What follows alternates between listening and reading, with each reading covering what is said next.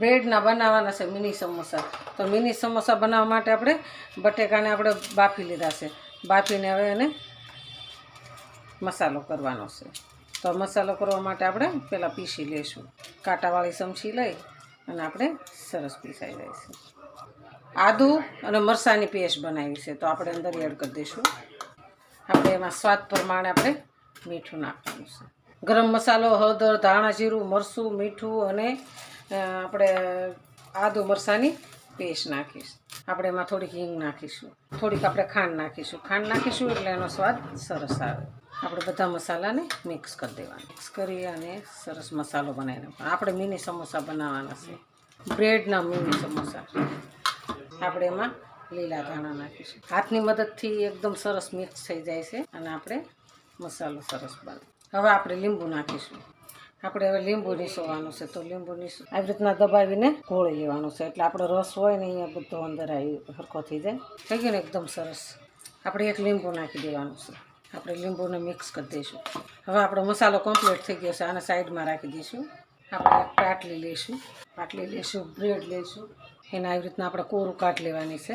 આપણે આના પર વેણું ફેરવી લઈએ. આપણે આને હવે કટિંગ કરી લઈશું. આપણે આ લોટનું ગોળ બનાવી નાખીશું. પાણી નાખીને બનાવીશું. પછી આ ગોળને આવી રીતના લગાવી દેવાનું છે. આપણે આવી રીતના ફરતું લગાવી દેવાનું છે. આ ગોળીને આપણે આવી રીતના સેટ કરી દઈશું. આવી રીતના મૂકી અને આપણે આને સમોસું બનાવી નાખવાનું છે. પછી આને આપણે આવી રીતના થોડુંક લોટનું ગોળ લગાડી દેવાનું છે. આપણે આવી રીતના સમોસા બનાવી નાખવાના છે. આપણે આ મેંદાનું લોટનું ગોળ બનાવ્યું છે તો એની અંદર આપણે બોળી દેવાનું છે.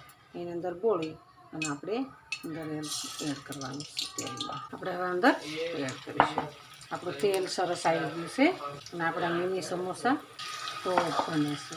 તેમાં ગેસે થવા દેવાના એટલે આપણે એકદમ ક્રિસ્પી ને સરસ થોડી વાર આપણે ફેરવવાનું. વાહ, એકદમ મસ્ત.